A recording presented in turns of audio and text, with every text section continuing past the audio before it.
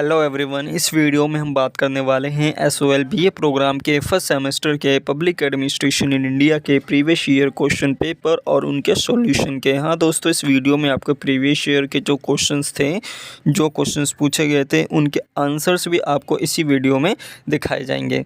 तो सबसे पहले वीडियो को शुरू करने से पहले अगर आप चैनल पर फर्स्ट टाइम विजिट करें तो चैनल को ज़रूर सब्सक्राइब कर देना और बेल आइकन को प्रेस कर देना, ताकि आपको वीडियो का जो अपडेट है, नोटिफिकेशन है, ये आपको मिलता रहे। तो चलिए दोस्तों, बिना किसी देरी के वीडियो को शुरू करते हैं। क्वेश्चंस को जानने से पहले या प्रीवियस ईयर क्वेश्चन पेपर को देखने से पहले इसका एक ब्रीफ इन्फो ले लेते हैं कि आखिर आपको अपने एग्जामिनेशन के लिए किन किन चीज़ों को पढ़ना है, कौन से टॉपिक्स आपको कवर करने हैं। अपने एग्जामिनेशन के लिए दोस्तों टोटल यहाँ पे आपको 6 यूनिट्स कवर करनी है।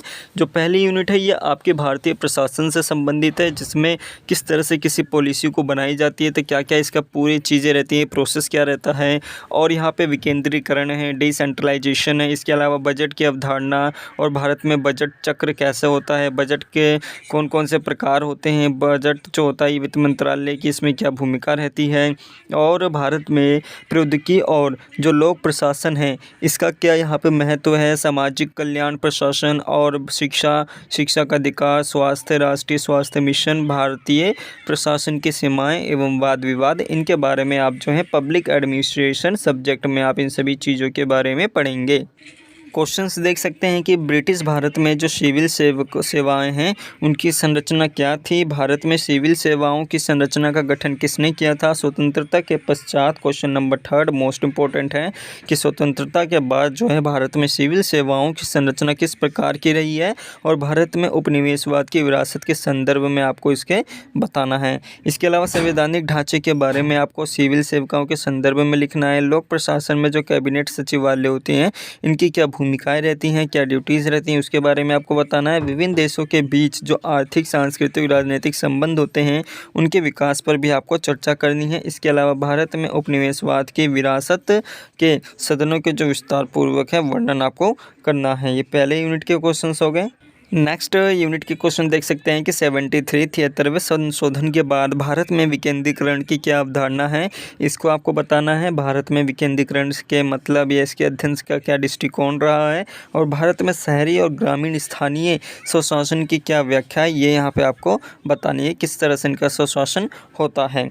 नेक्स्ट क्वेश्चन देख सकते हैं, बजट वाले चैप्टर के जो क्वेश्चंस है वो देख सकते हैं। बजट में आपको मोस्टली क्वेश्चंस देखने को मिलेंगे अपने क्वेश्चन एग्जाम के टाइम, जिसमें आपका बजट चक्र के ऊपर एक निबंध लिखना आ सकता है। इसके ऊपर क्रियान्वयन से आप क्या समझते हैं, भारतीय संविधान में बजट से संबंधित कौन कौन से प्रावधान किए गए हैं, ये सारी चीज़ें आपको पता होनी चाहिए। इसके अलावा भारत में बजट के इतिहास पर आपको विश्लेषणात्मक टिप्पणी भी करनी है, और इसमें सामाजिक आर्थिक जो निहितार्थ होते हैं, क्या क्या इनका वैल्यू रहती है, जो इनका मूल संबंध होता है वो यहाँ पे आपको बताना है। महत्वपूर्ण सिद्धांत पर निबंध लिखना है। तो कुछ ऐसे यहाँ पे टॉपिक्स हैं जो कि आपको कवर करके जाने अपने बजट वाले टॉपिक्स में।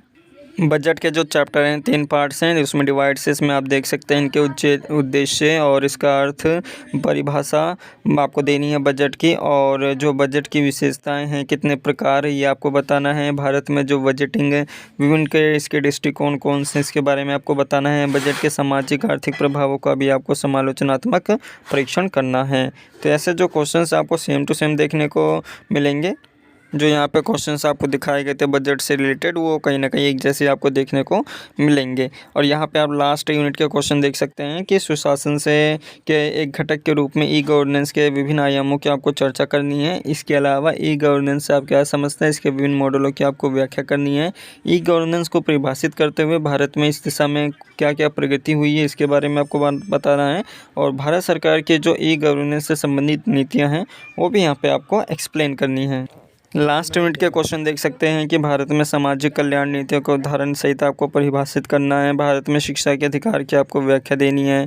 भारत में जो खाद्य सुरक्षा है इसके कौन कौन से अधिकार हैं, इसके बारे में आपको बताना है। तो ये क्वेश्चंस यहाँ पे आप देख सकते हैं, प्रीवियस ईयर के क्वेश्चन हैं, उनको देख लेते हैं।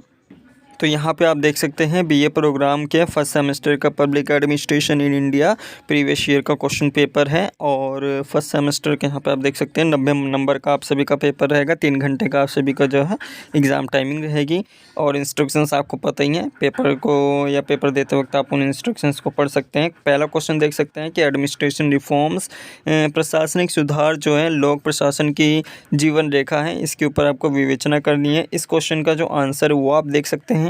यहाँ पे आप देख सकते हैं फर्स्ट क्वेश्चन का आंसर है। अगर कुछ अपने आंसर को इस तरह से लिखेंगे अट्रैक्टिव पॉइंट वाइज से, तो यहाँ पे कहीं ना कहीं आपको जो है अच्छे मार्क्स मिलते हैं। तो सिंपली यहाँ पे यही बताया गया है कि जो एडमिनिस्ट्रेटिव रिफॉर्म्स है वो एडमिनिस्ट्रेशन की एक लाइफ लाइन है, पब्लिक एडमिनिस्ट्रेशन की एक जीवन रेखा है। वो कैसे हो सकती है उसके बारे में आपको बताना है। यहाँ पर आप देख सकते हैं की पॉइंट्स बताया गया है कि लाइफ लाइन हमें इस तरह से कह सकते हैं क्योंकि इसके जरिए हम इम्प्रूव्ड एफिशिएंसी एंड इफेक्टिवनेस कर सकते हैं, इंक्रीज्ड ट्रांसपेरेंसी एंड अकाउंटेबिलिटी कर सकते हैं, और enhanced responsiveness to citizen needs, जो सिटीजन्स की नीड्स है उनको देखते हुए एक अच्छा हम रिस्पॉन्स कर सकते हैं। बेटर गवर्नेंस एंड डेवलपमेंट हो सकती है।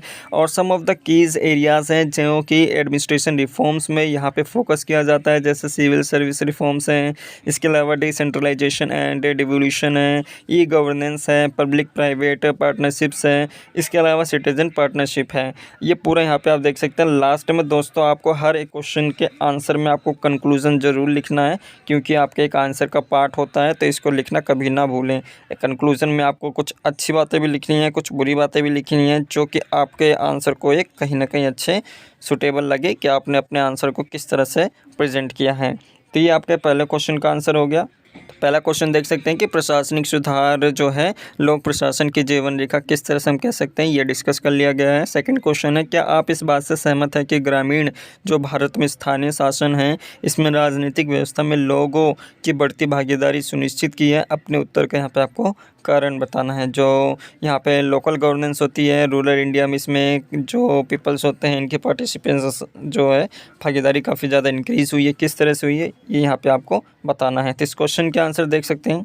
तो यहाँ पे आप देख सकते हैं सबसे पहले यहाँ पे आपको एग्री करना है कि जो लोकल गवर्नेंस होती है इसमें रूरल इंडिया में जो लोकल गवर्नेंस है इसमें जो आपके पंचायती राज हैं इसके ज़रिए और भी ऐसे कई सारे यहाँ पे पॉलिटिकल सिस्टम्स होते हैं जिसके ज़रिए लोगों की जो भागीदारी है वो कहीं ना कहीं इंक्रीज़ होती है, जिसमें आपका डायरेक्ट पार्टिसिपेशन होता है। पंचायती राज सिस्टम जो है इसमें आपको एक डायरेक्ट प्लेटफॉर्म जो है प्रोवाइड करता है, जिसमें जो लोग होते हैं वो एक अच्छा डिसीजन ले पाते हैं और काफ़ी अच्छा यहाँ पे जो है गाँव के लिए या जो भी क्रूशियल रोल्स होते हैं उनके लिए एक अच्छा लेवल यहाँ पे डेवलप किया जाता है। इसके अलावा सेकंड जो है ये एम्पावरमेंट ऑफ वुमेन है, महिला सशक्तिकरण है, इसके बारे में आपको अच्छी तरह से पता ही है। इसके अलावा अकाउंटेबिलिटी है, जवाबदेही है, इसमें आप लोकल गवर्नमेंट्स में जो जितने भी इंस्टीट्यूशंस होते हैं उसमें आप देख सकते हैं कि जो लोग होते हैं उनकी जो अकाउंटेबिलिटी होती है वो भी कहीं ना कहीं इनहेंस होती है अगर आप लोकल गवर्नेंस में आप नहीं से पढ़ा है तो। इसके अलावा यहाँ पे आप देख सकते हैं ट्रांसपेरेंसी रहती है, डेवलपमेंट टू लीडरशिप स्किल्स होती हैं, कम्युनिटी डेवलपमेंट होती हैं। तो ये सारी चीज़ें जो हैं कहीं ना कहीं रूरल इंडिया में लोकल गवर्नेंस में इंक्रीज़ होती हैं। और किस लिए होती हैं, लोग जो हैं पॉलिटिकल सिस्टम में किस तरह से इनकी पार्टिसिपेशंस ज़्यादा से ज़्यादा इंक्रीज़ होती है, क्या कारण होते हैं वो यहाँ पर आप देख सकते हैं। क्वेश्चन नंबर थर्ड देख सकते हैं कि ई गवर्नेंस जो है इससे आप क्या समझते हैं, और यहाँ पे आपको डिजिटल इंडिया मिशन को लेकर इसके संदर्भ में आपको एक रेफरेंस आपको देना है, इसके बारे में आपको बताना है। तो इसका आंसर देखते हैं। यहाँ पे दोस्तों आंसर आप देखेंगे तो आपको जो है कुछ की पॉइंट्स यहाँ पे आपको देखने को मिलेंगे। बाकी आप सभी को अपने एग्जामिनेशन में इसको काफ़ी एलोब्रेट करके लिखना है। ऐसा नहीं है कि की पॉइंट्स आपको देखने को मिल गए तो आपने 1-2 पॉइंट या 1-2 लाइनों में आंसर लिख दिया। जितना आपको हो सके इसको आप एलोब्रेट कर सकते हैं, जितने आप एग्जाम्पल्स आपको लगते हैं सुटेबल एग्जाम्पल अपने क्वेश्चन के अकॉर्डिंग, तो वो यहाँ पर आप भी लिख सकते हैं। तो यहाँ पर आप देख सकते हैं जो कि आपका इंफॉर्मेशन एंड कम्युनिकेशन टेक्नोलॉजी है ICT गवर्नमेंट्स में किस तरह से यहाँ पे इसका सिटीजन्स के लिए, बिजनेस के लिए या गवर्नमेंट के लिए यहाँ पे क्या क्या फैसिलिटी प्रोवाइड्स की जाती है वो देख सकते हैं, जैसे एफिशिएंसी है, ट्रांसपेरेंसी है, अकाउंट एक्सेसिबिलिटी है, सिटीज़न पार्टिसिपेशंस है। और अभी यहाँ पे आपने देखा है कि सिटीज़न जो पार्टिसिपेंट्स होती है किस तरह से लोकल गवर्नमेंट में क्या उसका इम्पैक्ट रहता है, वो भी यहाँ पे आपने जाना। और digital India mission and e governance के बारे में दिया गया है कि किस तरह से जो ये मिशन है ई गवर्नेंस को यहाँ पे इम्प्रूव या काफ़ी अच्छा यहाँ पे एक प्लेटफॉर्म जो है प्रोवाइड करता है, जिसमें इकोनॉमी के जो नॉलेज होती है उसको भी यहाँ पे एनहेंस करता है, जिसमें आपका एक्सपेंडिंग डिजिटल इंफ्रास्ट्रक्चर है, डेवलपिंग ई सर्विसेज है, एनकरेजिंग डिजिटल पेमेंट्स है, फॉस्टरिंग इनोवेशन है, जो कि यहाँ पे आप देख सकते हैं की पॉइंट्स हैं जिन्हें आप नोट डाउन करना चाहें तो नोट डाउन कर सकते हैं। और इनके जो PDF है ये आपको हमारे टेलीग्राम ग्रुप पे देखने को मिल जाएगा, तो टेलीग्राम ग्रुप को भी आप ज्वाइन कर सकते हैं। तो थर्ड क्वेश्चन हो गया। फोर्थ क्वेश्चन देखते हैं। फोर्थ क्वेश्चन है यहाँ पे आपको बजटरी प्रोसेस के बारे में एक शॉर्ट नोट लिखना है। आपको क्वेश्चन में दिखाया था कि बजट के ऊपर एक शॉर्ट नोट जो है लिखने के लिए दिया गया था। इंडिया में क्या इसका प्रोसेस रहता है उसको जानते हैं। तो इसका आंसर यहाँ पे आप देख सकते हैं कि बजट जो होता है दोस्तों किसी भी इकोनॉमिक पॉलिसी के लिए काफ़ी एक अच्छा इंस्ट्रूमेंट होता है, ये जानने के लिए कि किस चीज़ को किस डिपार्टमेंट को या जो आपके यूनियन बजट होते हैं, फाइनेंस मिनिस्टर होते हैं, किस तरह से बनाया जाता है, क्या गवर्नमेंट पॉलिसीज़ होती हैं जो कि एक लंबे विज़न को देखकर इकोनॉमी की ग्रोथ को यहाँ पे इम्प्रूवमेंट किया जाता है। अब दोस्तों जो बजट होता है इसमें कई सारी चीज़ें जो होती हैं कवर्स की जाती हैं, जैसे इकोनॉमिक सर्वे हो गया, रेवेन्यू एंड एक्सपेंडिचर एस्टिमेट्स हो गए, फिस्कल पॉलिसी हो गई, इकोनॉमिक रिफॉर्म्स हो गए। इन सारी चीज़ों को जो है बजट में कहीं ना कहीं इंक्लूड किया जाता है। और किस तरह से इनका प्रेजेंटेशन होती है। Budget undergoes a rigorous parliamentary scrutiny and committees of a parliament examine the budget proposal in details. जो यहाँ पे कमेटी होती है बजट के लिए उसको किस तरह से डिटेल से एक्सप्लेन करती है, क्लासिफिकेशंस किए जाते हैं, सजेशंस दिए जाते हैं पार्लियामेंट में। तो ये सारी चीज़ें यहाँ पे आप देख सकते हैं। जो बजटरी प्रोसेस होता है इंडिया में इसके कुछ की फीचर्स होते हैं, जैसे पॉलिटिकल सिग्निफिकेंस है, इकोनॉमिक इंपॉर्टेंस है, सोशल इम्पैक्ट है और फिस्कल डिसिप्लिन है। तो इन सारी चीज़ों को ध्यान में रखकर जो है कहीं ना कहीं एक बजट तैयार किया जाता है। क्या इसके चैलेंजेस हैं, रिफॉर्म्स हैं, वो भी यहाँ पे आप देख सकते हैं। लैक ऑफ प्रिडिक्टेबिलिटी होती है इसमें, जो भी फ्रिक्वेंटली चेंजेस होते हैं टैक्स पॉलिसीज़ में या बजट एलोकेशंस में, उनको किस तरह से क्रिएट किया जाता है किसी भी बिजनेस इन्वेस्टर के लिए, तो वो यहाँ पे आप देख सकते हैं। पॉलिटिकल इंटरफेरेंस होती है, रिवेन्यू शॉर्ट फॉल्स होते हैं, fiscal responsibility and budget management होता है, एक्ट है जिसे हम FRBMA कहते हैं, गुड्स एंड सर्विस टैक्स है, GST है जिसके बारे में आप सभी को पता ही है, और फोकस ऑन कैपिटल एक्सपेंडिचर्स होते हैं, और ये डिस्क्लेमर दिया गया। बाकी चीज़ें यहाँ पे आप देख ही सकते हैं। ये सारी चीज़ें यहाँ पे आपको बजट में जो है इंक्लूड करनी होगी, सारी चीज़ें यहाँ पे आपको लिखनी होगी। क्वेश्चन नंबर 5 है दोस्तों कि जो डेमोक्रेटिक डिसेंट्रलाइजेशन है ये क्या है, और यहाँ पे आपको डिस्कस करना है कि सेल्फ गवर्नेंस में किस तरह से काम करती है, जो आपका 73rd अमेंडमेंट एक्ट हुआ था उसके ज़रिए। तो क्वेश्चन नंबर 5 का आंसर देख सकते हैं।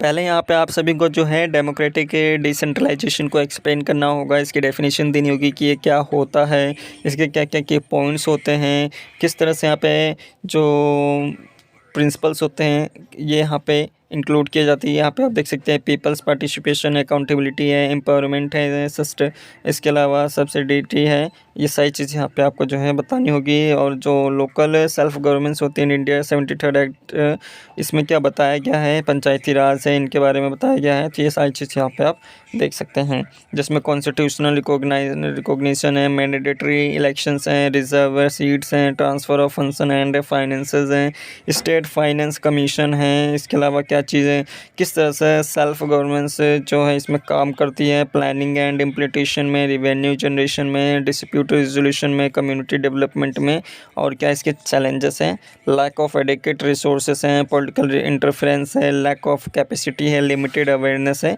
ये पूरा यहाँ पे आप देख सकते हैं। ये यहाँ पे कंक्लूजन दिया गया है, कंक्लूजन भी यहाँ पे आपको लिखना है हर अपने एक क्वेश्चन में। तो क्वेश्चन नंबर 5 हो गया।